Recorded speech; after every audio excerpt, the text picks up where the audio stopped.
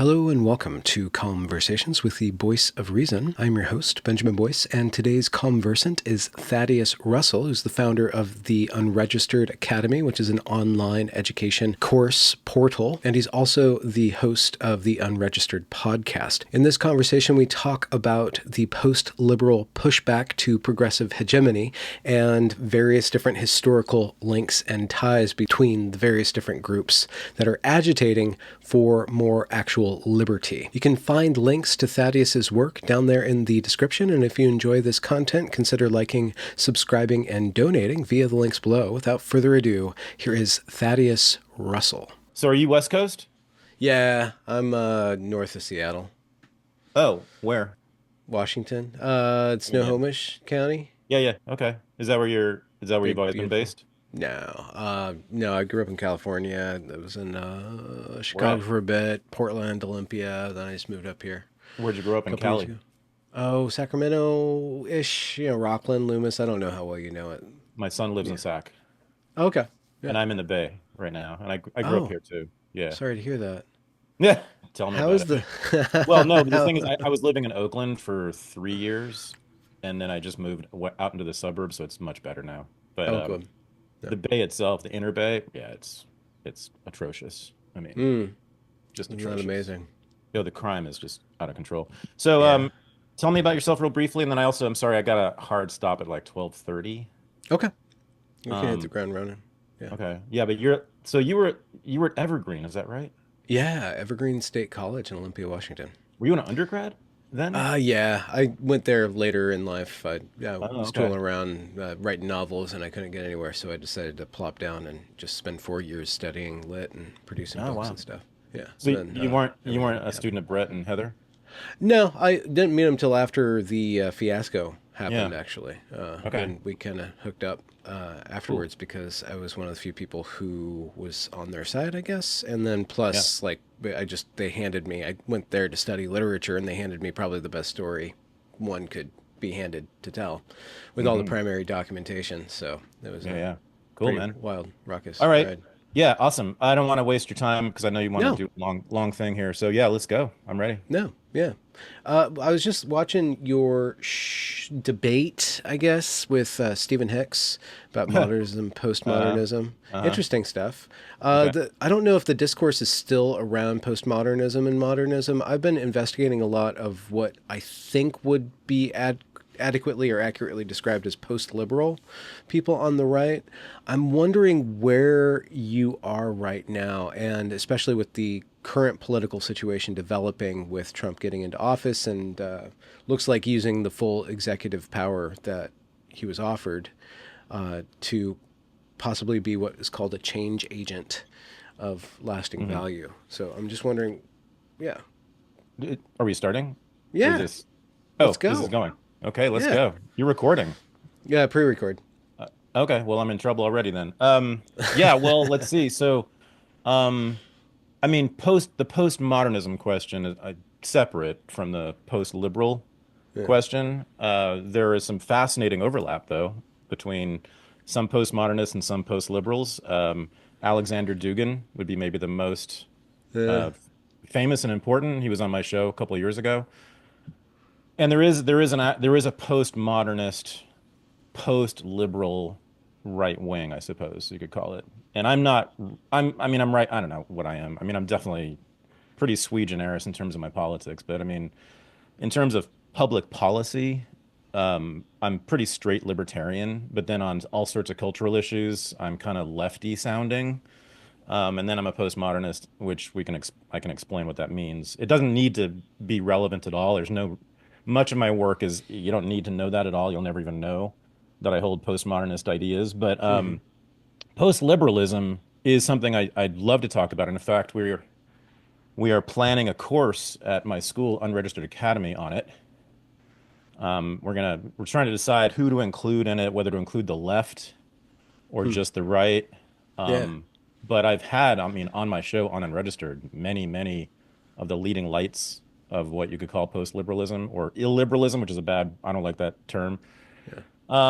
Anti-liberalism also is a little bit weird, but yeah, we What are is that definitely. phenomena? What is that phenomena? Where do you think it comes from? Is it just that we all have daddy issues as good, kind-hearted liberals? We always want to, revolt against the reigning regime, and so it just makes sense Well, I to have revolt mommy against. issues. So I mean, Oh, my okay. my mommy was a socialist lefty. Well, my dad was too. I mean, my parents were, but I she was more the intellectual political person in the family.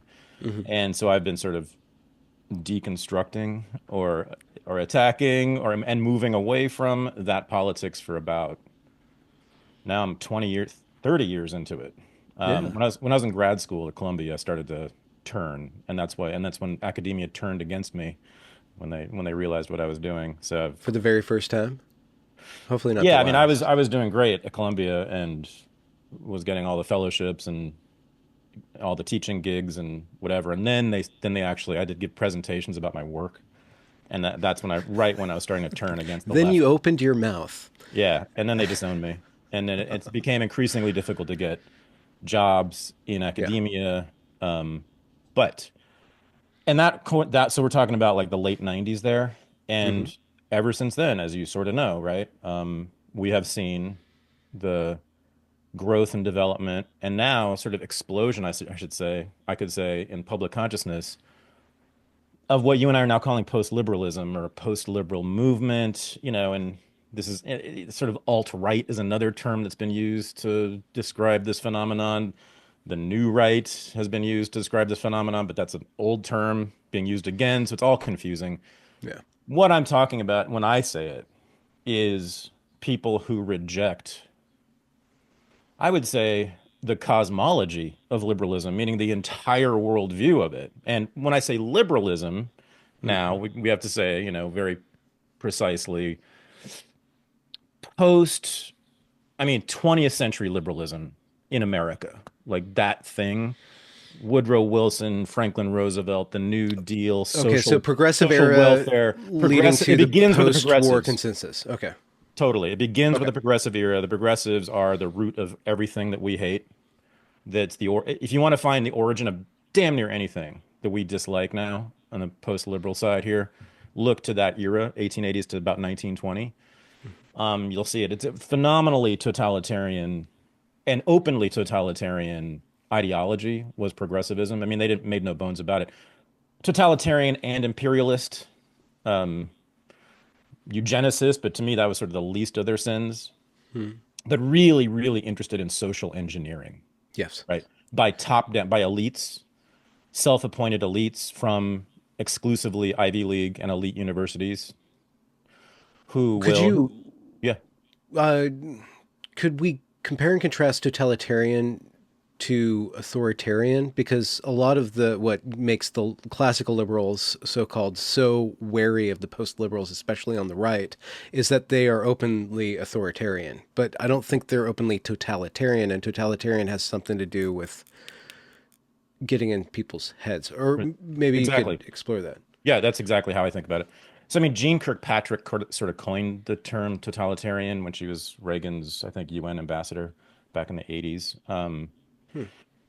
Her definition is fine. I have no problem with it. And I believe that's her distinction that she makes. That's the distinction I make. So, for me, I'll just say what my definition is of these things. Is Authoritarianism is the use of brute force and power and violence, the threat of violence to compel the citizenry or the subjects of your kingdom or your regime, whatever it is, to obey. Yeah, it's more about behavior than wrong think or right think. Yeah, it's external controls, right? It's Yeah. it's we're gonna put you in prison, we're gonna chop off your head, we're gonna kill your family if you don't do this. So right, and there was no attempt, and this is where Foucault comes right in, by the way. I Mhm. mean, this is where everybody who's an anti-liberal, a post-liberal, or an illiberal should read Foucault immediately. He's the guy. He really begins with him. You could go further back, it begins with Nietzsche, but in terms of directly confronting the modern progressive movement and what we now call modern liberalism, it begins with Foucault. Um, so he's the one who pointed out that what happened in the modern era was that the forms of power used by states, by governments, moved from what he called the regime of blood, which is this sort of external coercive violence, with no attempt to like understand the people, and certainly no attempt to like teach them or train them or create in their minds the correct ideology. They just chopped off heads and put people in dungeons, etc. Right? I mean, that's sort of we sort of know this about the medieval era, right? That's how Hmm. punishment was meted. We call it going medieval. And he said that was replaced by a new modern regime of power, which was primarily interested in first understanding how the people think. So there's lots of studies, and this really takes off in the 19th century in the West, in Europe, and America. So you have the birth of the medical profession and the psychiatric profession in the 19th century. And this Hmm. is precisely what they set out to do. They were doing a lot of race science too, but a lot of, which was also the studying of people. So the studying of brains and craniology and all that stuff, measuring skulls and noses and stuff, but also lots and lots and lots of medical journals publishing things about the inner workings of the mind and Hmm. about how people are thinking, why they're thinking the way they are. This is also when sexuality was first sort of discovered by science, Hmm. and then they started to research it, and homosexuality was discovered and named in this time because, again, they were so interested in the inner workings of people's minds, right? That even, especially sexuality, was important for understanding how best to control people, right? Then they had prisons were built, modern prisons to house these people who were, not conforming with normal rules of society, etc. Yeah. Um, And and so so it's that's no coincidence that the Tavistock Clinic was both the seat of, I guess, gender ideology, not necessarily gender ideology, and we think about it from the academic standpoint, but like gender medicine hmm, in Britain and hmm, the birthplace of propaganda in hmm, Britain. Like interesting. the sexuality, gender, and mind control, Hmm. which is totalitarian Right. because it Yeah, wants total control, inner and outer. Because if they can get to the inner, then everything else would follow from sure. the inner. So what was one of the top priorities of progressives and every liberal ever since as to what to do with children? And I'm not saying about grooming, although this is grooming in the largest sense, right? Hmm. Schools, public schools, the public Education. Yeah. the public school system Yes. controlled by who? Them, elites who run the Yes. government. Yeah. And they were open about it. They adopted the Prussian model in the 1880s and 90s, Huh. or sorry, 1830s and 40s before the Civil War, and then it really took off in the 1880s and 1890s. But it came explicitly, they said this, from the Prussian model, which was about making children into future workers Yeah. and soldiers to train them, to discipline them, to fit into the machine. Yeah. But also, that's how you control people. And then, of course, the media, when the media became a thing, when the modern media emerged in the 20th century, this is where progressives went, as we all very well know now, right? Hmm. And um, and then we see this, we have seen, and this is kind of what triggered, I would think, the sort of post-liberal movement we're now living in. That then, after 100 or so years of attempting to regulate, control the minds of Americans, there was too much resistance and people were resisting more and more. And the Trump phenomenon was just sort of the tail end of that, really. I mean, there was, as you know, right? You were there. I mean, at Evergreen, there were not, I mean, not at Evergreen, but all around Evergreen, there was this like freak out about what are these people doing, shutting down speech and locking people in classrooms and threatening them because they're saying the wrong thing. It then the liberals, for the first time, because their hegemony was challenged in the last 20 years, for the first time ever, what did they do? They resorted to censorship because the totalitarianism was no longer working on about, turns out, roughly half the population, and now it's more like maybe 60% of the population, and maybe it's getting to Hmm. 70% any day now, right? Yeah. That's how I read the last 150 or so years of liberalism, Hmm. and also the post-liberal movement, which Trump and MAGA is sort of like the top of that, sort of the statist top of that movement, and obviously the most Yeah. powerful and important.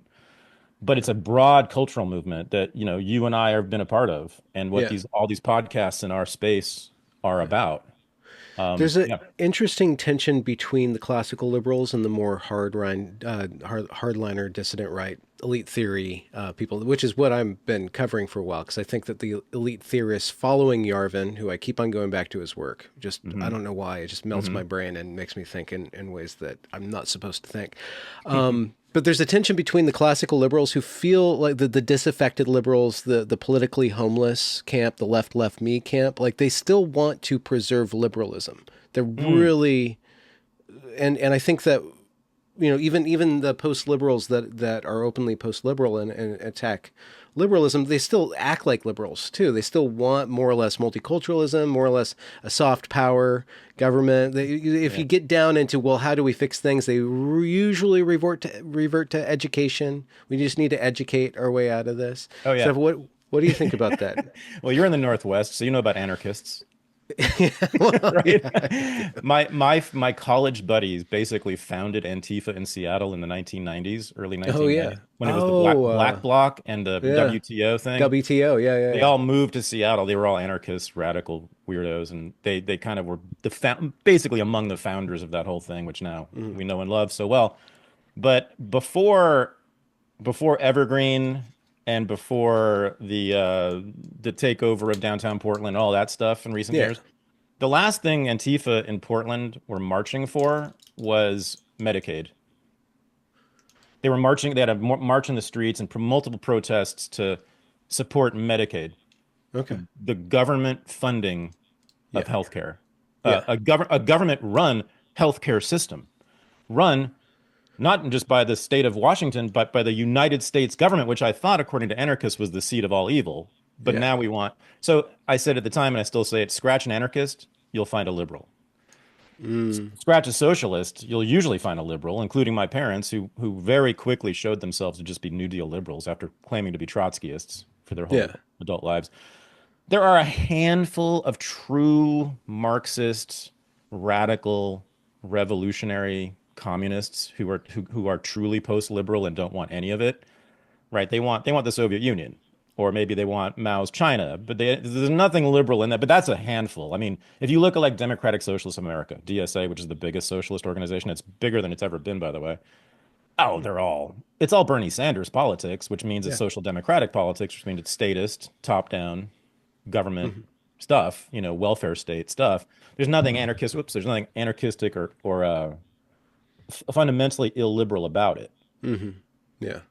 You're right. I'm just agreeing with you. I'm Yeah. just So is there a true post-liberal? Like where do they start to, is it on the right somewhere? Is there somewhere on the yeah, right where that's not liberal? And what does that yeah, tell us about liberalism and what does it tell about us? yeah. Well, so there is a little teeny tiny strand, maybe tradition in on the left that I've been. It's very hard to find. It's very obscure, but I've been talking about as much as I can to people on the right who I think are cool, who are post-liberal, because there's an fascinating overlap between Burkean conservatism, which is also like localism, right? It's Yeah. anti-imperialist, it's regionalist, it's about local autonomy, and also like valuing local traditions and cultures, and Hmm. and seeking to preserve them. There's a lot of similarity between that tradition, which you find now in the post-liberal right, by the way, Yeah. right? And this movement on the left that's been around for, depends on how you count it, but about 100 years, maybe at least 50 years, usually called council communism, Hmm. which sounds terrible, but it's actually much better than it sounds, which is a Sounds like very, a really terrible lifelong Zoom meeting. That's what it oh, sounds worse. It sounds like. worse than that, but it's actually better. It's actually really, it's the only left, truly radical, anti-liberal, left-wing radical position that I like, which Huh. is it's radical decentralist socialism. So it doesn't make any claims on anybody outside of your immediate community. It just Yeah. seeks to create a sort of a collective culture very locally, which a lot Yeah. of It people on sounds the like right, Tocquevillian yeah. early America. Well, yeah, but it's taken to the extreme of, being anti-capitalist. But Okay. and so it's anti-imperialist in that way. It's not centralist at all, which of course the left is always about, going and conquering people and making them think right and act right. Yeah. But and so Kirkpatrick Sale is probably my favorite thinker in that tradition, and he's either recently died but he's been around since the 60s. And I actually went to college with his daughter, oddly. Hmm. But yeah, that it's a very obscure tradition on the left, but I Okay. recommend people check it out if you're on the right, if you're a dissident right winger. That's the only thing on the left that I can recommend. Yeah. Really. I mean, except for the stuff where we're already cooperating between right and left on like foreign policy stuff, national security stuff, where you have a lot of left-right cooperation, especially like between libertarians and like actual Marxists. They tend to be identical on those questions. But when you get to domestic policy, domestic Yeah. politics, cultural politics, the only thing, the only overlap I can see or sympathy between left and right is on that, between the Hmm. Council Communist tradition and the new sort of Burkean and alt-right. Okay. So, yeah, I hope that gives a decent overview of the history. Where, what is to be preserved from liberalism slash progressivism from your point of view? Nothing. Nothing. I mean, well, they've now proven themselves to never having been for free speech. I mean, I knew that all along. I mean, because I knew them, and I studied their history, and they would snatch the First Amendment as soon as war starts. Look at every Hmm. war in America, just in American history: Revolutionary War, Civil War, Spanish American War, World War One, World War Two, Korea, Vietnam, Iraq. Every single time, what did they do with speech? Tossed it out the window, threw people in prison for having newspapers, for saying things against the draft or against the war, whatever it was.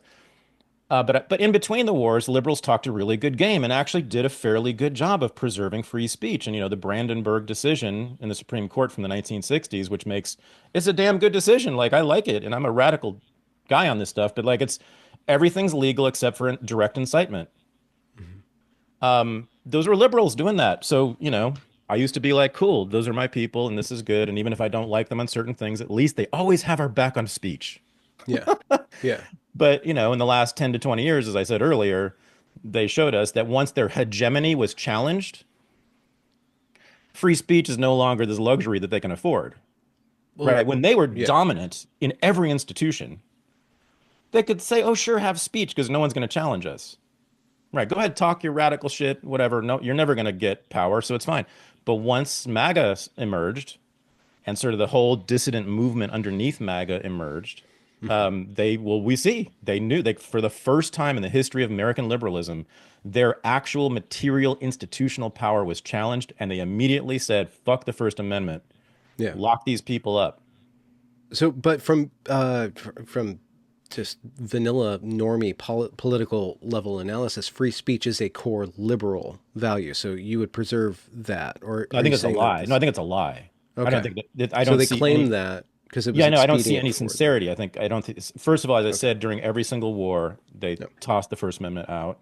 And in the last 20 years, they've tossed the First Amendment out once their power was threatened. So I don't know. I don't trust them at all. I don't believe them. I really don't. And I was always skeptical, even when I was sort of a left liberal type. I wondered about that because I knew what they did in World War II and World War I and all these other wars. And I mean, Abraham Lincoln in the Civil War closed down every newspaper in the South and locked up their editors. I mean, Yeah. most the most grotesque abrogation of free speech ever, and he's the liberals' big hero. Woodrow Wilson, same thing. Franklin Roosevelt, same thing.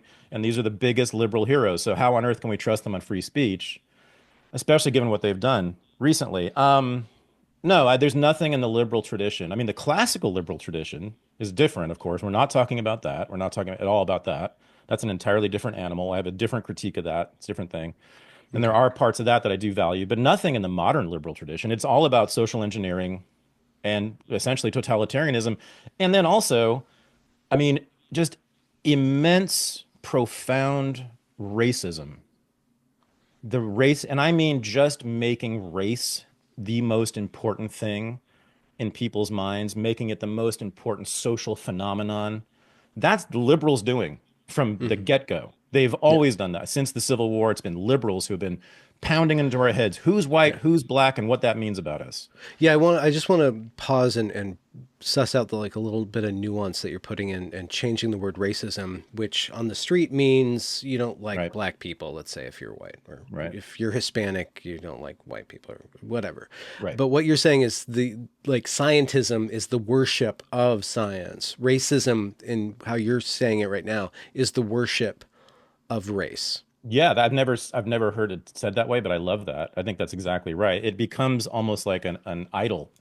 It's almost Yeah. like idolatry, right? In the Well, I mean, liberal, if well, you look at the George Floyd statues, insofar as it's still around, what right, else are we going to supposed sure. to take I for mean, all that. those, I mean, not just those. I mean, there were BLM statues like in London. There was that one of that Hmm. black woman with her fist raised, and it was in London. Yeah. All over the world, I think there were BLM iconography. Um, yeah, so I mean that, and why did they do that? I mean, that's a very long story. Yeah. I have a course on it, race and racism, but yeah, which I just finished teaching last week. Yeah, actually, but it's well, they were invested in eugenics at the beginning, which is not racist, by the way. Eugenics is actually not, it can be racist, but it wasn't in its original intention. In fact, most of the people who were deemed to be genetically inferior were white women by the eugenicists, and the eugenicists were all progressives. Hmm. Eugenics was a progressive thing Yeah. entirely. There's a wonderful book on that by Timothy Leonard, I think it is. And in fact, I think illiberal is in the title. It's about the history of eugenics and how it was a progressive project from the beginning. But think about it. Why would they be interested in eugenics, right? It's the same reason that Sam Harris is, because he wants, I don't know if you've noticed this about Sam Harris, but he's really into like understanding how minds work so that we can better control them to make them not Islamic or whatever he doesn't like at the moment. Yeah. But yeah, it was that. It was to, they wanted to study the inner mind and then to better, control people and engineer them and figure out what job they should have, what position they should have in society, whether they should be able to run for office, whether they should have the vote, whether they should, all these things, whether they should get welfare. Um, yeah, and then that sort of bled into a certain liberal racism, which really, and this is a very important part of the story, liberal, what I call racial paternalism or Yeah. racial liberalism begins with the Civil War, begins with abolitionism, the idea that blacks are biologically the same as us, but they have an inferior culture and must be uplifted to become Yeah. like The white cultural Americans. argument. Yeah. So they're anti-racist, right? Because racists have always said, blacks can't be trained. They can't because they're like children. So leave them alone, don't or whatever, kill them or ship them away, but don't try to reform them. It's impossible. So liberals have always been anti-racist in that way. This is a very important thing to understand. They really were fundamentally, totally anti-racist, but they've always believed that blacks had an inferior culture that needed to be either eradicated or reformed or Yeah. modified. And so that's what Reconstruction was after the Civil War. That's what the NAACP was. That's what Martin Luther King and the Civil Rights Movement talked about and preached, was about reforming and assimilating black culture. Yeah.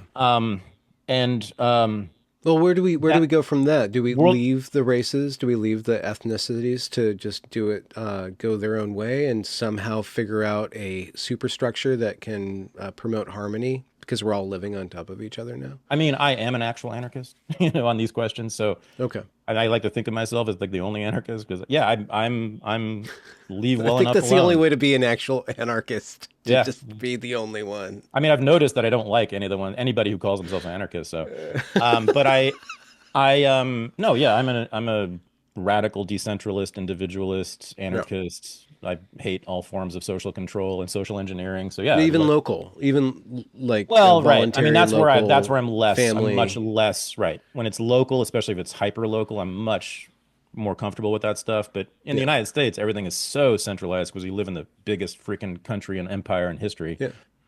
Um, So, but I was just going to say the World War II is a key piece of this because that's when, right, they had to mobilize all these people to go fight around the world in places they'd never heard of, and they came up with the rationale. It's against racism.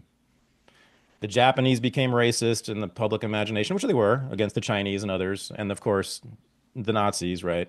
So this became the heroic rationale for fighting in this war, which, by the way, the United States didn't need to fight to save itself at all. But that became the rationale. And so they employed all these anthropologists from Columbia University to put out all these pamphlets and books and speeches during World War II saying these things that black people and all these different races, they're biologically the same and they can be reformed. And so what we need to do now is lift them up and make them like whites. And Mm. even Brown v. Board of Education, 1954, desegregating the schools in the South. If you read the decision, that's what they say. They say we need to train these children in our schools to make them good citizens and soldiers. Yeah. So I that's want I and want and to that's the coin a term dominant. for that. The libtard's burden. Yeah, yeah. I mean, racial liberalism is kind of the academic term. It's also racial paternalism. Yeah. Those are the words I use for it. But that's been, Yeah. of course, the dominant way of thinking in America since it's. But then it was challenged by wokeness, which was like sort of think a brief little rupture in that history of racial liberalism. But You and think wokeness is a wokeness different was an animal. aberration, not the end game of Yeah, it's different. progressivism? It's Really? different. Yeah, it's worse. I mean, it's more obviously authoritarian and I think less totalitarian because it's so ineffective. They don't attempt to convince you. They just bully you into Yeah. like it's Maoist in that way, right? Public shaming is their only mode. Whereas liberals, as I said, was all about like psychiatrists and doctors studying you and then telling you how you should think and why you think these things and how you should change your ways and all this stuff. Hmm. The hiring of experts to, and it's been very convincing to many Americans over the generations, right? Wokeness, and again, it's a terrible term to use because the left never uses the term. People on the right don't realize this. No one on the left has ever said woke, really. But anyway, There's some college students, with yeah, T-shirts, "Stay like 10 woke." years ago, briefly. But Yeah. yeah, no, I mean but it's certainly a real phenomenon, no doubt about it. Like what we're saying is, better than anybody. But yeah, I do too because I was on the campuses at the time as well. Yeah. Um, Yeah, it's Maoist. It's a spin-off from the 60s generation. So the 60s generation of radicals, the so-called New Left, of course, Yeah. their primary like strategy was to take over the universities, which they did, train all these generations of students, and I was a part of that, by the way, both as a student and then as a professor, trying to do that up and through the 90s. And they were not liberal. Those people generally came from the serious hard left here's the thing, of the anti-colonial, anti-imperialist left of the 60s and 70s, right, which is coinciding with all the anti-colonial wars in Africa and Latin America and Asia, et cetera, right? So they come out of that kind of the Mau Mau, kill whitey thing. All whites are imperialists. The empire is about a white empire. They always read it as racial. Yeah. Yeah.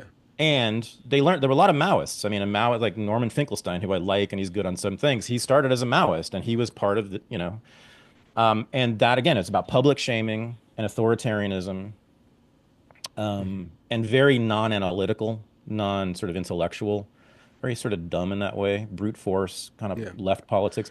But they reject like assimilationism, they reject integrationism, they reject of liberalism, they reject the paternalism. Certainly, they're putting in a new paternalism, but they reject the sort of paternalism of the liberals. They want to do damage. They want to wreak vengeance on the white man. Do And you so I read think it's going to fade out. do, do you read the past or the previous presidential administration, Biden's administration, as basically woke Maoist? And if so, then where do the Democrats have to go from here? Are they going to Yeah. separate the liberals from the wokies, or? Yeah. So when I was teaching in the 90s and early 2000s at Columbia, Barnard, some of the big schools, like that was what was happening. And I could see it starting. I mean, that's when gender ideology, critical race theory, and in fact, it Yeah. started at Columbia when I was there, were really starting to take off. And I was a part of it. I was teaching it differently and I had a different take on it, of course, but like I could see this sort of taking off. And I could see these 20-year-old kids in my classes getting filled Radicalized? in their heads with it. Yeah. And then I thought, in 10 years, these people are going to be running things. They're going to be Congress people like AOC. AOC is like every one of my students. I mean, she reminds me of the whole thing back in right? Back in the 90s and 2000s. I mean, that's who the hot shots in colleges were and Yeah. how they thought. So what happened was they went off, those students who were trained by this woke generation of professors, they went off and they colonized the Democratic Party. The anti-colonialists colonized the Democratic Party.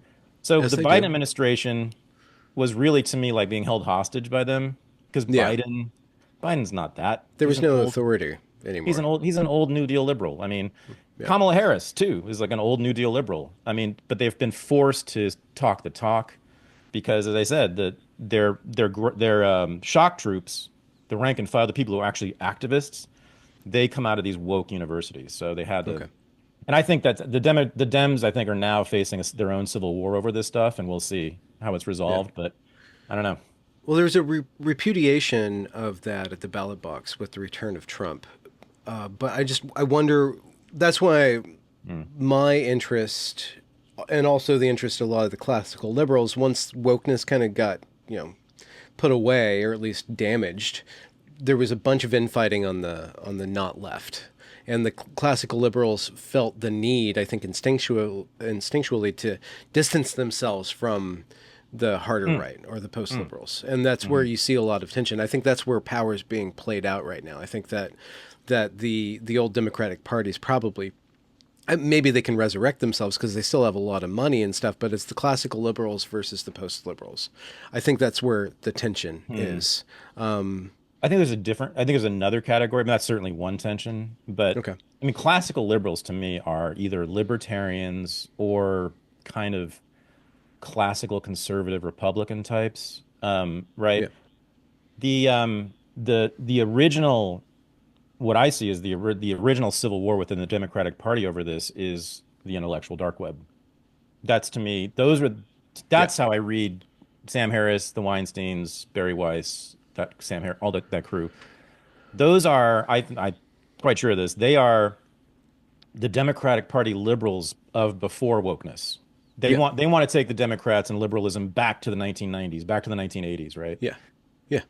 So that kind of sort of proves my point about how it was a takeover of the Dems by the woke Yeah. mobs. Well, if you were the leader of the IDW party and they actually like were openly looking for power, which I don't think they're ready to No. admit yet because they're so anti-authoritarian, even though they Hmm. really want power if you scratch them hard Hmm. enough. What would be the game plan for them? Like, what are they doing? What is their power, and what would be their model to go forward if they did have? Well, I mean, the IDW is like a half a dozen Jewish intellectuals. I mean, it's not like they're not going to run. They Well, can't run anything. but they speak for a certain left me, politically homeless, Mm, mm, pre woke liberal, right? hmm. Where do those people where do they go? They just, I guess they had to go MAGA because they were given no other option. Well, but they didn't though, right? I mean, didn't the Weinsteins and Sam? Well, I know Sam Harris didn't vote for him.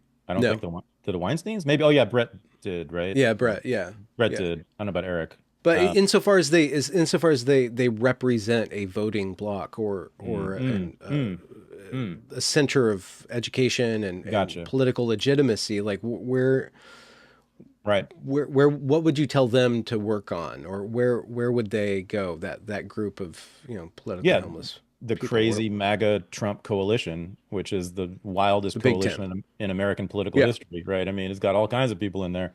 Yeah. And I mean, like the readers of the free press, right? That's what we're talking about. Mm. That, Yeah. right. So like I'll bet you a majority of them voted for Trump, but I would also Yeah. bet you not all of them did. But yeah, that's the only, and the Democratic Party is utterly dead. The only, except for I would say the Bernie Sanders wing, which I Mm. mean, that's not my politics, and I have all sorts of critiques of it. Damn, I would like to back to that as the people we debate rather than Mm. debate Okay. the woke. We all want wokeness to go away because it's just there's no point in it's intellectually completely uninteresting. It's Yeah. politically It's cringe and authoritarian, fake and and it's a nightmare to live around. I yeah.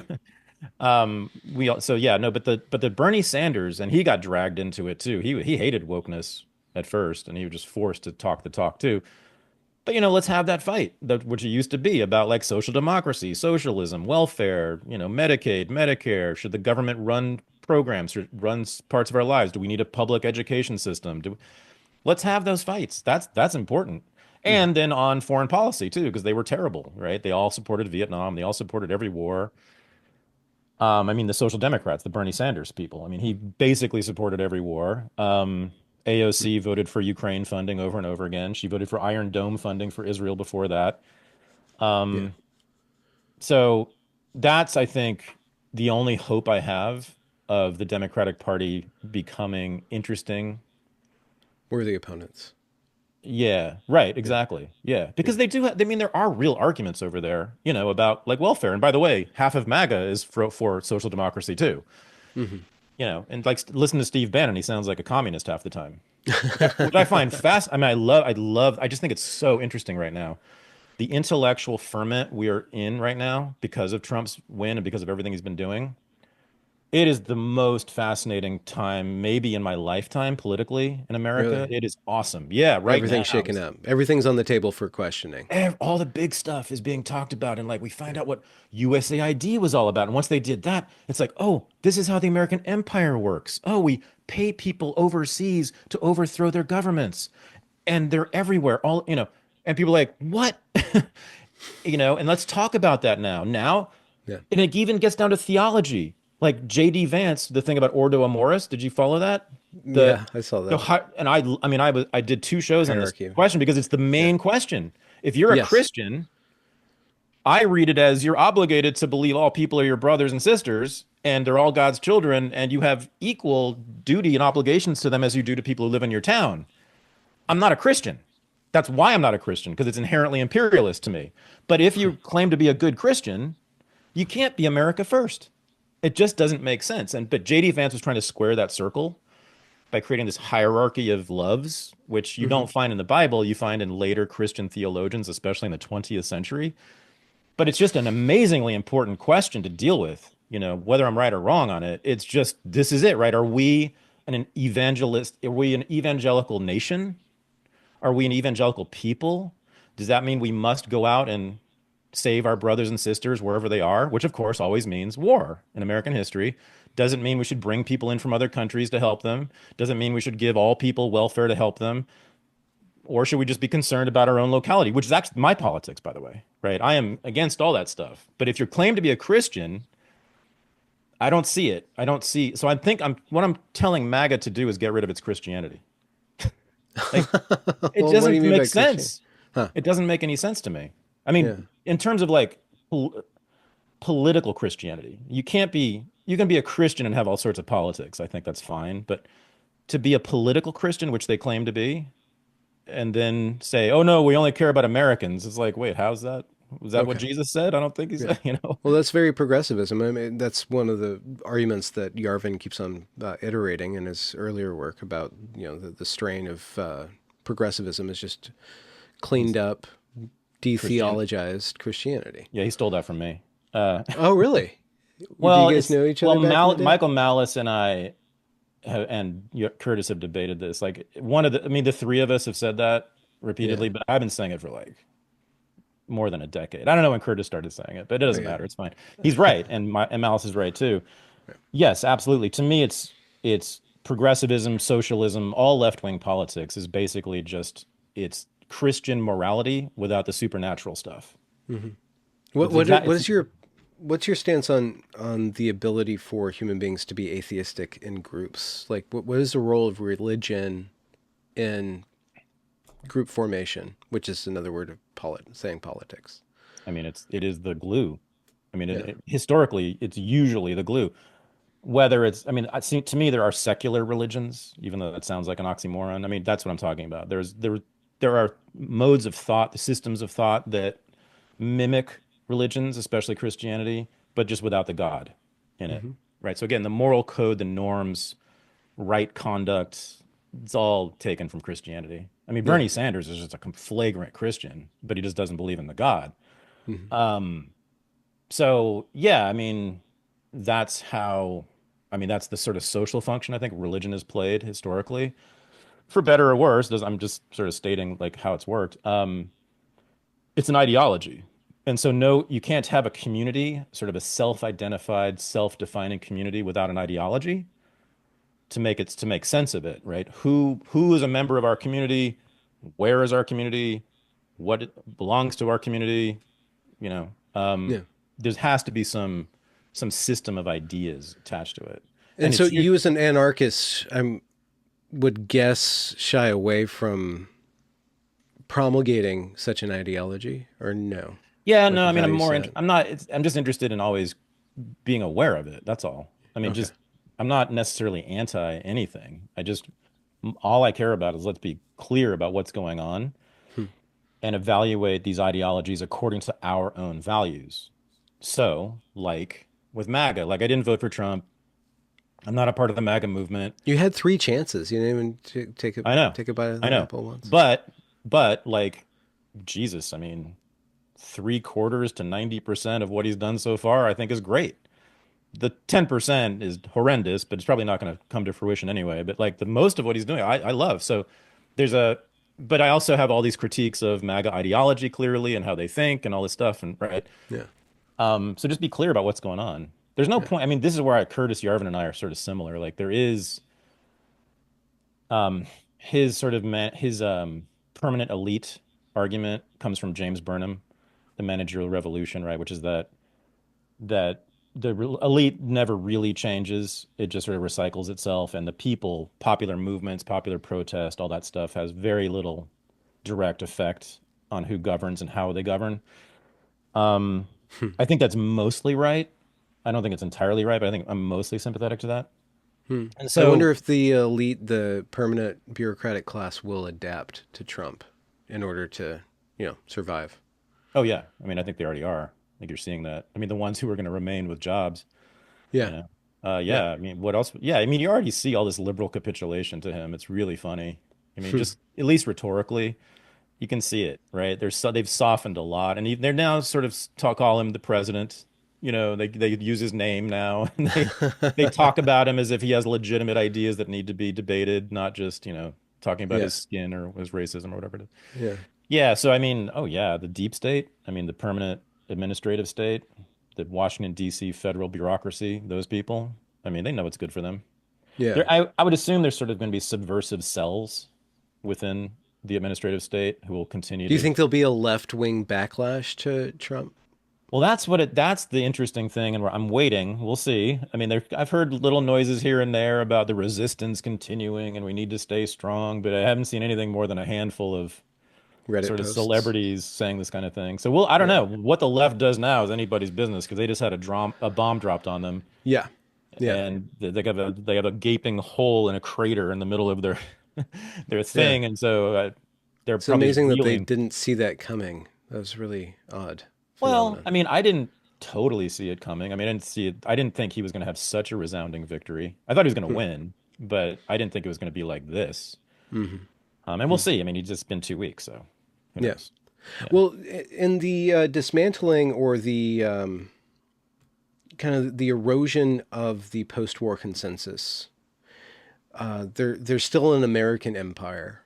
I'm wondering what that story is going to be. We had a story following the Revolutionary War, following the Civil War, and then following World War II that bound us together as a nation. Seems like that World War II story is really long in the tooth. And you see scramblings around, well, what's our narrative now? I'm wondering if you have any thoughts on that. Like what makes an American an American? Well, I mean, so just the World War II piece of what you said is crucial and central, and it's a lot of what I do. And I mean, I'm finishing a book now, and sort of the middle part of it is about the history of World War II. And we have a course at the Academy, Unregistered Academy, on it too. So if anybody's interested in that argument, it's laid out there. But it's central in American history. It's in many ways is more central than the Civil War. But it's certainly for what's called modern American history, 20th century, 21st. It's the thing. And for world history, it's absolutely the pivot. Um, the so I don't know if you followed Daryl Cooper at all, Martyr Maid, and Yeah. that whole thing. And Daryl, I mean, he's on the right track, but he's not. He hasn't done.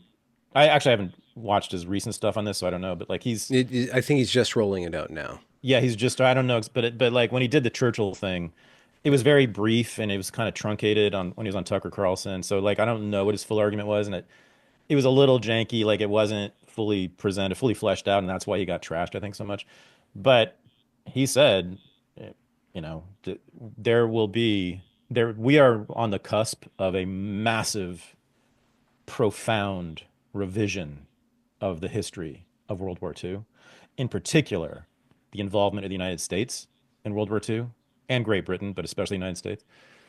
And when that happens, and when my book is published, and I know other people are doing this work too right now, and Daryl Yeah. and I might collaborate, I don't know, but that's going to change everything. I don't know exactly how, but when Okay. people find out that the United States made two regional wars into a global war, it made two regional wars that would have killed a few million people into a global war that killed 65 million people.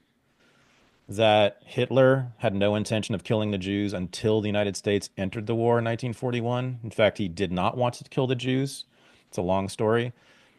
And that he said for years, if you invade and stop us from regaining the territory that you stole from us in Poland and Western Russia and the Rhine, then we will kill the Jews, but only if you intervene militarily. And he gave speeches every year from the Reichstag saying this.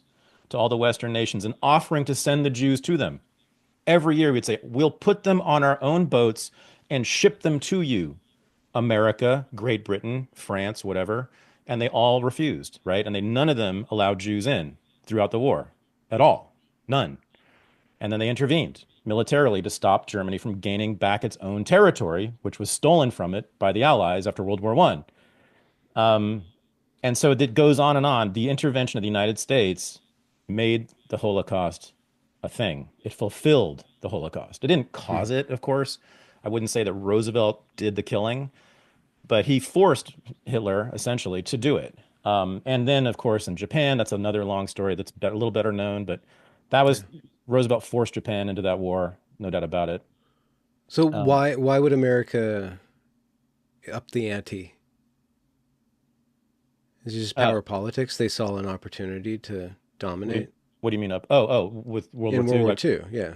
yeah, I mean that's a fascinating story too. I mean the ideas around America being the global hegemon really start to percolate in the 30s before World War II. So like the Council on Foreign Relations, which then was the only think tank that did foreign policy, they're planning stuff in this townhouse in Manhattan that was literally next door to Franklin and Eleanor Roosevelt's house. And they're meeting with the State Department people and they're coming up with these plans once the war starts to conduct the war in such a way that it leaves the United States the sole unchallenged power at the end of it. And they were very clear about and explicit. It was all secret at the time. We now know this from their papers in retrospect, but at the time it was secret, and they said so. Let's keep this secret. We don't want the American people to know this. Why we're going to this war, and we're fighting it in the way that we did. Like things like not choosing to enter the European theater until 1943, letting the Soviets and the Germans kill each other, which was Harry Truman's idea. He said, "Let the Germans and the Russians kill each other, and then we'll enter and mop up and take over." It goes on. I mean, just the stationing of military bases across the world beginning then. If you look at a map of U.S. military bases before and after World War II, it's just like an entirely different world. There's hardly none basically before for 39, and then after 45, it's the whole world is full of U.S. military personnel and bases everywhere.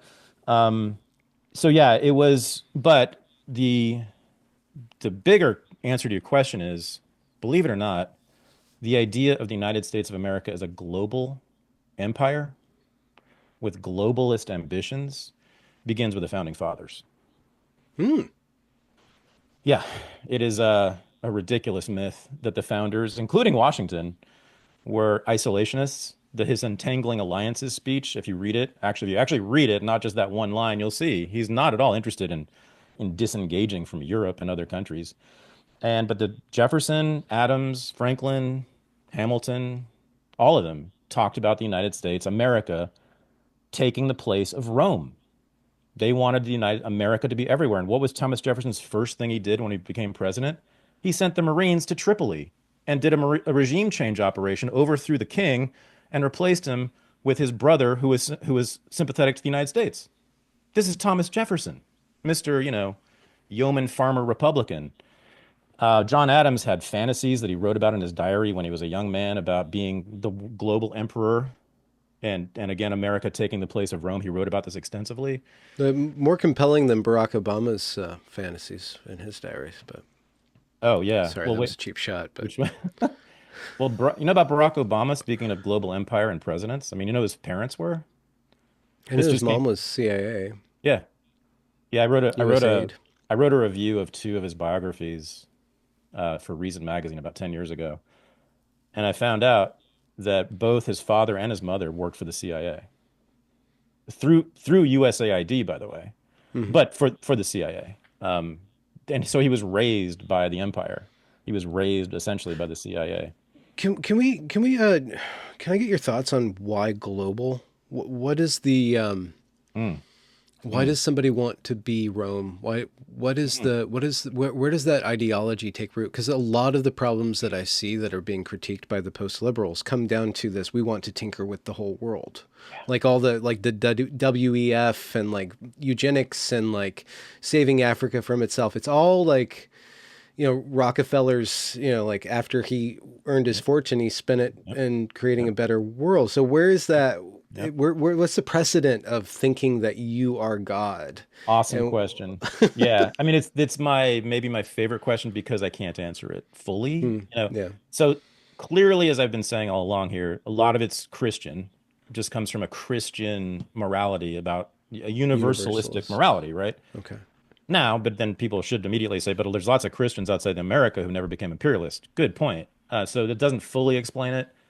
Um, it's the other thing we have that helps explain it, but doesn't really get to the bottom of it is you brought up Rockefeller, the robber barons, the so-called robber barons, the Elon Musks of the 19th century, Andrew Carnegie, Rockefeller, all those guys.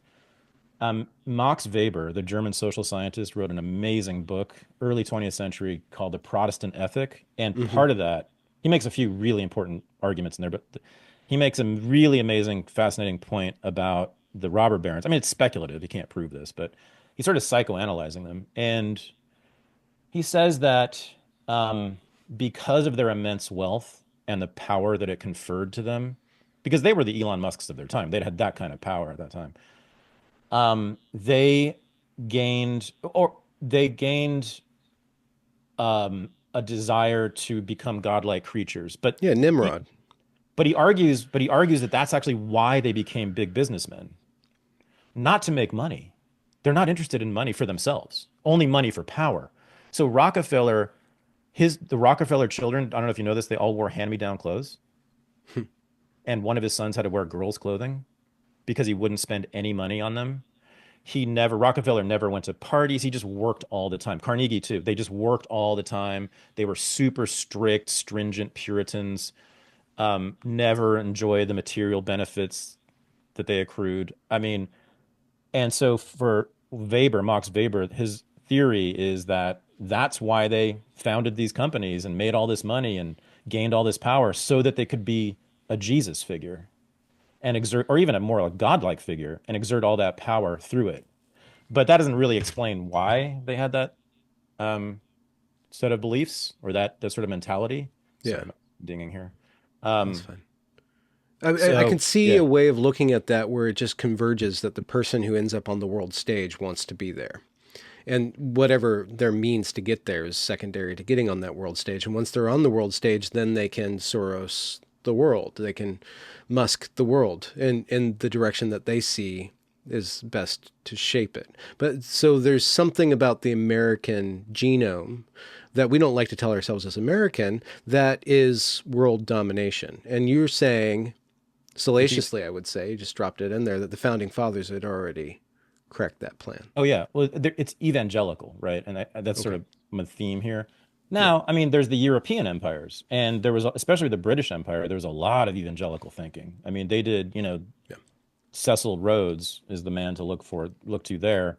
He said all explicitly, we are colonizing Africa and South Asia to lift up the savages, to make them more like us, right? To bring Bring them them into to the Mars. Yeah. into the community of man, right? So I mean, these were nation states that were headed by at least nominally Christian people who had evangelical Christian Protestant theology. Again, though, there's Christians elsewhere who didn't do this, so I don't know, like Yeah. why, Yeah. Yeah. but you could look to Rome. I mean, as it the original empire? I mean, Yeah. there's a borrowing from Christianity, at least in Roman thinking, about what they were going to do with Gaul and how they were, and what they actually did with Gaul, which was to, I mean, all of Europe, reform it and put in aqueducts and roads and bridges and all the things and the alphabet and yada yada. Straight colonialism. That's what America does. That's what America's doing right now in various countries across the world through USAID, by the way, um, Hmm. or just through the Do, army. do you intuit that Trump would be a different kind of person than the Carnegies, the Rockefellers? Do you think that he has a different trajectory of power? He's not evangelical. He's not universalistic, which is that's what I like about him. When he finds out what Israel is all about, he will complete the task of shedding American imperial evangelical thinking. But no, he doesn't. I think he doesn't like war instinctively. I think he's the very first American president who has a visceral dislike for war. I've never heard another American, even Jimmy Carter, I never heard him really talk the way that Trump does about war, about really disliking it in his bones, which I Yeah. love that too. Um, he's non-ideological very clearly, which makes him sort of hilarious and maddening and fascinating and so unpredictable. And so he's not part of the American imperialist project. He's the first president who is not part of this thing that I'm telling everyone began with the founding fathers. It was the founding purpose, the founding mission of the United States, if you read what they said. Um, Hmm. yeah, who God knows what Yeah. dude's going to do, but it certainly is interesting, as I said, and for the most part, salutary. I mean, even on foreign policy, even with the ridiculous Gaza proposal, generally, and I don't like what he's doing with Iran, but generally speaking, his rhetoric is by far, from my position as an anti-war, whatever I am, anarchist, lefty, liberal, libertarian. I mean, um, he's fantastic certainly compared to the predecessors, but he just thinks differently. He doesn't come from that Yeah. way, that mentality. And so that's why we don't know what he's going to do. But it's also Yeah. very refreshing. Yeah. Do you have like kind of a message to MAGA, like Yes. what they should be watching out for, looking for, and concentrating on? Yeah. APAC. I mean, they need to be watching out for, I mean, really, to me, the Israel question, I know it may seem like a very particular, specific, off to the side issue, but it actually turns out to be quite central. I mean, the United States funding, assisting any nation state is clearly contradictory to the idea of America first. And we're like pulling all foreign aid except for Israel and Egypt, which is basically Israel's adjunct there that control the Suez Canal region together for Hmm. us. But yeah, I mean, let's start there. They've got to, and there is movement, thank God, within MAGA, you know, at least skeptical of this Israel stuff. Yeah. And I think that's going to grow. That's the most urgent thing for me. Yeah. How Then, do as you I said, decouple anti-Zionism, so-called, from anti-Semitism? I think it's a linguistic trick that has been played with the Black Lives Matter, and it's just a part of our. Like, how do you decouple that? they have nothing Don't in worry common. about it. No, Okay. they have nothing in common. They're absolutely, Well, completely separate terms. okay. Yeah, But they're constantly conflated oh, well, yeah, as a by rule. Yeah. Israel. Yeah, by Zionists. Yeah. I mean, that's yeah. And now it's in law. And Trump signed that freaking executive order Yeah. doing the same thing. Yeah. No, I mean, it's just so anybody who knows anything about the history of Israel and Palestine, it's laughable. I mean, it's so clear. I mean, first of all, anti-Zionism, if you look at who the big anti-Zionists have been in history, they're all Jews.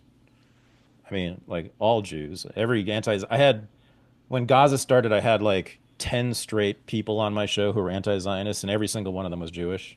Never had an Arab on, never had a Palestinian on. Oh, I had one Palestinian on at the end, but it was just all Jew. So there's that. The Haredi movement, the Haredi Orthodox Jews who are both in Jerusalem and they're also in New York and Brooklyn and some other places. There's hundreds of thousands of Haredi all over the world. We're talking about Hasidic Jews, right? They're the original anti-Zionists, and they march with Palestinians, and they're amazing. They were killed. They were assassinated. The head of the Haredi movement in Jerusalem was assassinated by a Zionist in the 1930s. The original rabbi of Jerusalem, when the Zionists showed up in the early 20th century, was an anti-Zionist and said, we would rather live under the Ottomans or the British or anyone but the Zionists. And Why? his assistant was assassinated by the Zionists for the, yeah, I mean, Was there it's a, reflexive anti-ethnic superiority? Why be anti-Zionist or why? because, and I strongly recommend people go listen to Rabbi Shapiro, Rabbi Yaakov Shapiro, who's on my show. He's on Katie Halper's show a lot. He's doing a lot of stuff. Yaakov, Yaakov Shapiro, Rabbi out of Brooklyn. He's kind of the leading anti-Zionist Jew intellectual, Jewish intellectual in America, I guess. But his argument, which I think makes perfect sense, is that it's a form of idolatry, for God's sake, clearly. I mean, it's making the state into God. And the fact that Zionists were all secular, they weren't religious. The original Zionists were all secular, all the founders of the damn thing. And Judaism is a religion, which is, as he says, it's following the 600 rules in the Torah. Keeping kosher is one of them, right? But there's like 600 rules. I mean, I'm a part Jewish. My family's never been religious, so we've always thought that stuff was ridiculous. But that's what it means. And so if you're not that, you're not Jewish. And then Zionism is, as I said, It's making the state of Israel, making a state, a nation state, Mm, into God, mm. into the most important thing, an idol to worship. There's clearly a lot of worship of Israel among Zionists. So yeah, that's it's ridiculous. It's just I'm just so insulted by it when people make that claim. The thing that also that I just want to say about Israel and Judaism and all this is that, I'm part Jewish, but my mother's Jewish, my son's Jewish. I was married to a Jewish woman. I've been around Jews my whole life. I lived in New York City for 20 years. I taught at Columbia University. It's like Jews around me. And I've written about Jews extensively, Jewish American culture. And one of the things that I'm most disgusted about by Zionism is what it's done to Jews, the reputation of Jews. It is just a real anti-Semitism factory. It makes Jews look like it makes Jews look like the Jews of the fantasies of anti-Semites. I mean, they murder children. That's the original blood libel. They just got through murdering 20 to 30,000 children. That's the original blood libel. I'm like, yeah, you're blood libeling Jews. And you're saying we're doing this for Jews because we're Jews. We're doing this on behalf of all Jews. We're killing these children for all the Jews because that's what Jews would want. It's anti-intellectual. I mean, the mendacity of the Israeli government and Zionist propaganda, just the lying is just so nonstop and over the top. Again, another thing that Jews have been historically tagged with is being mendacious, right, to get their way. Using money certain ways. Um, yeah, so I think my microphone just went. Yeah, it was the elders of Zion just kind of tapped into our Yeah, yeah, microphone. it It's happens a all the joke. time. So yeah, the blood libel, the discrediting of Jews and Jewish culture, and then also Jewish American culture is probably my favorite subculture of all time. I mean, I have just loved it and benefited from it. I mean, the intellectualism, like in entertainment, comedy, humor, you name. I mean, just the best. Much of the best stuff in America comes from Jews from New York. And I've been a beneficiary of it my whole life. So that it's also just it's been awful to see this what Zionism has done to the reputation of Jews. Yeah.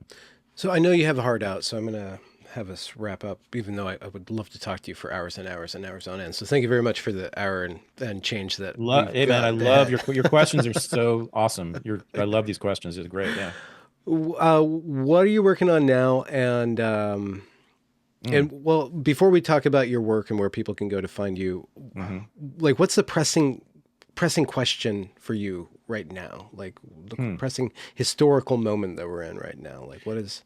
Empire, the American Yeah. empire. That's been Okay. my primary. I mean, I'm involved in lots of political projects, but and interested in many, but yeah, American empire is the number one thing we've got to deal with. I mean, and I'm How do you very, deal with empire? How do you deal with a well, problem like empire, well, imperium? first of all, we have to have the big conversations which we're having right now about whether we should have an empire, right? Hmm. And thank God that's what Trump has brought. It's brought that conversation for the first time in Yeah. my life.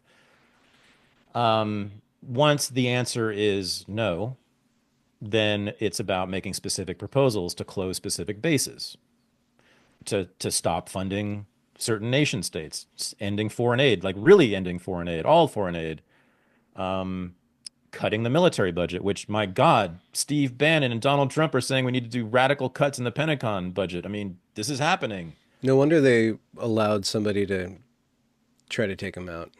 Yeah. I mean, we don't even know, but it's somewhere between 500 and 800 military bases in other countries right now. We have military bases in more than half the world's countries. It's ridiculous. And most Americans don't even know this. They couldn't name probably more than one or not even in base, not even one base, right? And we have military personnel in the tens of thousands, probably hundreds of thousands deployed permanently all over the globe. We have all kinds of ships and airplanes traversing the globe night and day, 24/7 submarines, we have 20, I think it's we have 11, I think we have 11 nuclear submarines. Get this. Each one has enough Trident missiles, nuclear tipped missiles to annihilate every single person in Asia. Like that because they have these missiles that break apart into like 10 or 12 different nuclear bombs that they drop, so they can cover like an area the size of Asia. One submarine can kill every single person in Asia. So like, do we really need that? Hmm.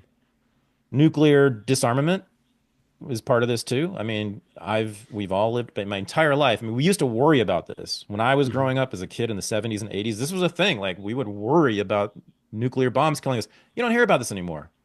The left talks about climate change, the biggest fraud ever, by the way, instead of nuclear warfare. I'm like, can we? I'm not going to die from climate change. I'm just so sure of this, but I could die from nuclear war. Like Well, this can and you're happen. saying this as a Californian, so Oh yeah, I've lived in the epicenter of this bullshit my whole life. So, yeah, Empire. I think MAGA is the people to do it. mm, That's my vehicle hmm, for the anti-imperialist moment in American history, which I yeah, think we're approaching. I mean, we're broke. We can't afford it either. So, I mean, the empire sort of is being forced to retreat, I think, eventually, or will be forced to retreat. I mean, the United States has lost every war since 1945, started every one of them and lost every one of them. Just one, and everyone has been a complete catastrophe too, not just losing, not we just go in, get beat up a little bit and then come home, like massive catastrophes. The first war after World War II was Korean War, which resulted in what? The establishment of North Korea as a communist regime. And it's been the same way ever since, after killing hundreds of thousands of people to do that. Then Vietnam, we know about that. Then Iraq, we know about that. Then Afghanistan, we know every just disaster, disaster, disaster, killing millions of people and achieving nothing at all except producing a lot of anti-Americanism around the world. hmm, I mean, it's just crucial. I mean, the debt that we have to stop doing this, funding this ridiculous global empire that's giving us nothing, nothing. The weaponization of LGBTQ and race politics in the empire, that's what USAID is all about. These trans operas in Bangladesh and whatever. The right is dumb about that. They're like, oh my God, we're funding trans things. We must shut it down. That's all they care about. Yeah, I'm not for funding trans things or anything, but the point of that is that they're using it to subvert the elite, the local elite, the governing authorities in Bangladesh because they're anti-LGBTQ.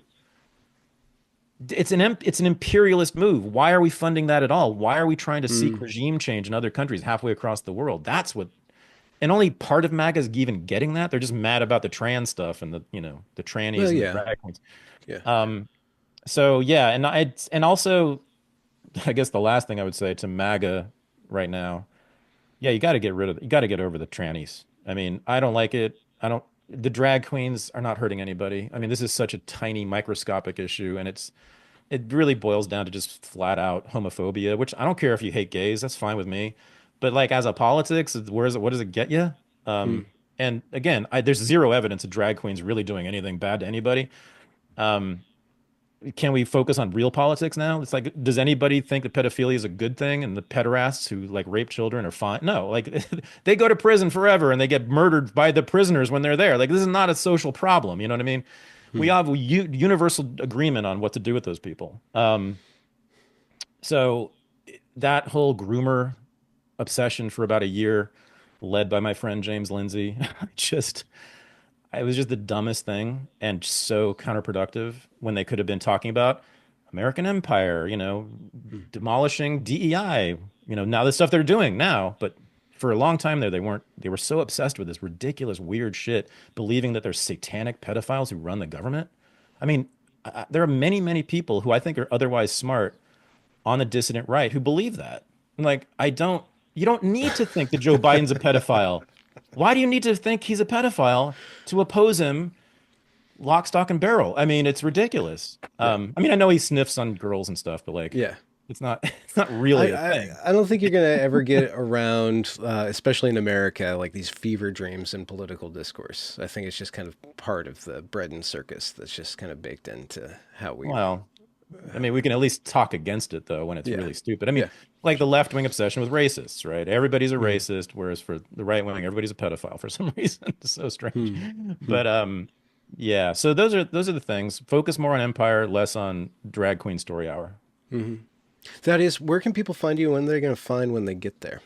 So I have two shows right now that are both live streams, Wednesday night and Thursday night. One is Unreported, which is a news analysis show, which I do with Michael Weimer, my partner. And then Thursday night is another live stream, which is called Unregistered Live, which is where I present the scholarly work, the academic work, the teaching from the courses at Unregistered Academy, sort of to a public audience, to give people an idea of what we're doing in this school. And then I have, as I said, Unregistered Academy, Yeah, what is that? unregisteredacademy.com. And we have many, many courses on politics, history, philosophy, and geopolitics. Many of the things I've talked about with you tonight are in there. And we have a whole slate of courses for our winter term that have just started. And we're doing Save Your Nation starting tomorrow, which is the history of U.S. foreign policy. A lot of the stuff I've talked about. Could you, how do Yeah. people, what happens when somebody goes to that site? There's a bunch of like video courses or Yep. like So discussion groups and yeah, we have live courses, so you can, if you're a full member, certain level, you can be in the course with me, Zoom meetings. yeah. And then or you can just stream them. It's a lower level membership, so all the courses are immediately available for streaming. And then yeah, we are rolling out in the next week or two our social media function page on the site. So there's ongoing discussion Yeah. among all the students and members. Yeah, it's awesome and fun, and it's amazing I actually get to do this after having gotten booted out of the academy, out of the universities. You know, I'm showing them how to really teach. Yeah. Yeah. No, that's great. Alternative or what's the alternative institution, parallel institution? You got your own little I don't know parallel about institution. parallel because I don't want to track them in any way. You know what I mean? That sounds like I'm Okay, pretty yeah, close to no, them. sure, No, yeah. I'm doing my own thing. Yeah. Yeah, and I'm not the only one. This is a new movement. I mean, Jordan Peterson has his own Yeah. academy now, which is huge. He has like I saw 50 staff or something. My friend Michael Millerman has the Millerman School. Yeah, he's My great. friend Justin Murphy, I think he's going Yeah. to start it. He had a school for a while. I think he's going to start it up again.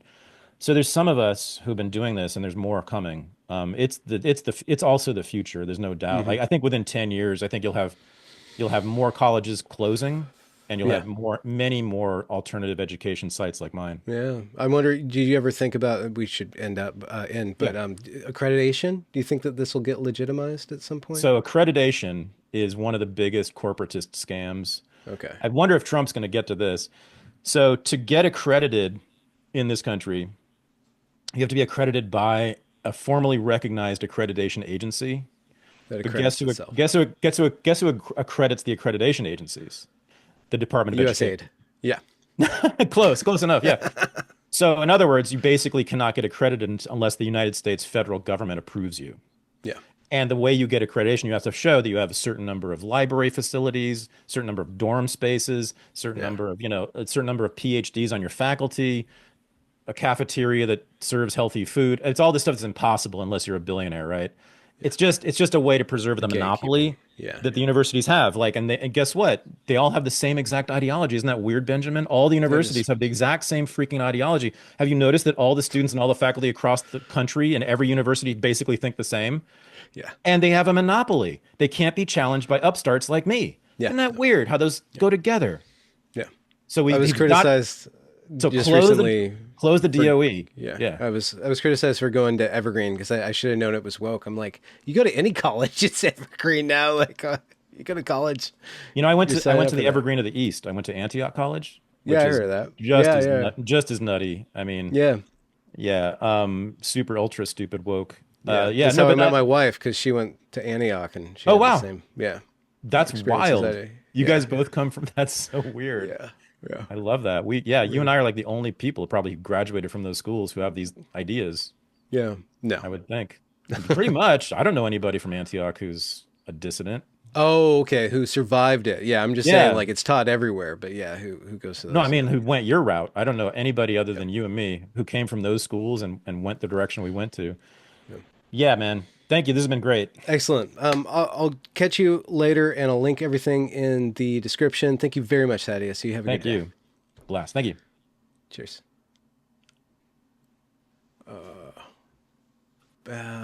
I'll